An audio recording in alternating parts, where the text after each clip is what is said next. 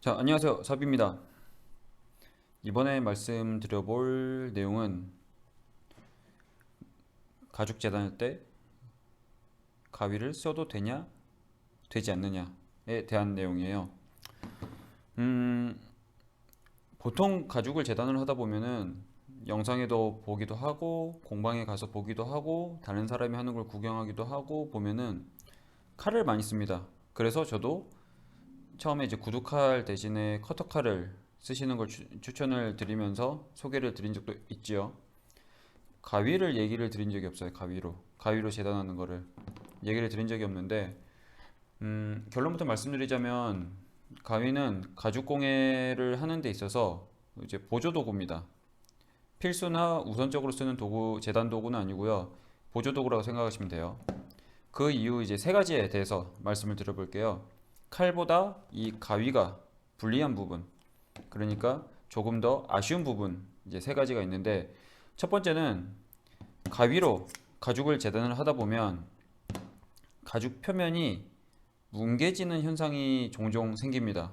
뭉개지는 현상이 어떤 현상이냐면 딱 칼로 이렇게 깔끔히 이제 재단한 느낌이 아니라 이 가위가 이렇게 들어가면서 이 옆면을 이렇게 살짝 밀어서 눌러버리는 그런 현상들이 벌어지는 거죠.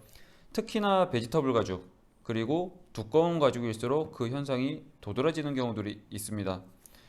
음, 이런 식으로 해가지고 예를 들어서 가위로 이 포에블러거든요.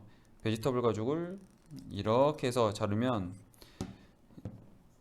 겉으로 보기에는 잘 잘라졌다고 생각을 할 수도 있는데 이 날이 있는 부분이 아닌 날이 아닌 부분, 이 바깥쪽이죠. 바깥쪽 면을 이제 자세히 보면 이쪽 면이 살짝 눌러지는 느낌으로 재단된 것을 확인할 수 있어요. 이거는 저희가 원하는 모습이 아닌 거죠. 특히 가죽이 두꺼우면 두꺼울수록 그 현상이 도드라집니다. 그래서 극단적인 예를 제가 하나 가져왔는데 이것도 베지터블 가죽이에요. 베지터블 가죽인데 지금 이거는 제가 가죽 두 개를 붙여서 두께가 지금 4mm 정도 됩니다. 꽤 두껍죠? 꽤 두꺼운데 이런 가죽을 만약에 가위로 재단을 한다고 하면은 지금 보시면 이쪽 칼날 면은 괜찮은데 이 반대편 면은 이 부분이 밀려나면서 가죽이 약간 눌러진 느낌이 드는 거를 보실 수가 있으실 거예요. 가죽이 두꺼울수록 더 그렇습니다. 왜 그러냐면 결국에 가위 같은 경우는 이쪽이 날카로운 날인데 이 두께가 있거든요. 이 두께만큼 밀어버리는 거예요. 그런 점이 첫 번째고, 그 다음에 두 번째는 가죽을 자른 면, 가죽이 잘라진 면이 수직이 되게끔 깔끔히 직각으로 잘리게끔 수직이 되게끔 자르기가 어렵습니다. 쉽지 않아요. 나는 수직이라고 생각하는데 자르고 나서 이 단면을 봤더니 약간 삐뚤어지는 그 느낌이 드는 경우들이 있어요.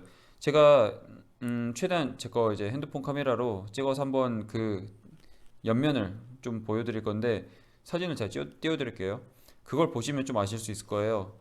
내가 딱 일자로 잘랐다고 생각하는데 자르면서 이 가위가 이제 틀어진다든지 그 미세하게 틀어지는 것 때문에 내가 원하는 느낌이 나오지 않는 거죠. 여기도 보면은 지금 이 단면이 조금 보이시려나 모르겠어요, 지금. 네. 하여튼 결론은 이거는 이제 첫 번째 말씀드렸던 그 현상, 가죽 표면이 뭉개지는 현상하고 같이 이제 버무려져서 나옵니다. 그래서 가죽 표면이 뭉개지기도 하고 자른 단면이 이제 수직이 되지 않는 그런 모습들이 이제 생기게 되죠.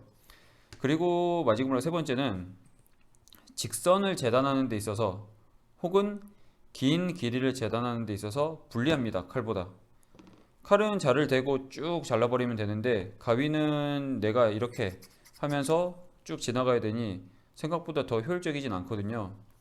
그래서 보통 이제 가죽 공예를 하는데 아까 말씀드린 세 가지 이유 때문에 잘 쓰이지가 않습니다. 다만 아예 안 쓰이는 건 아니에요.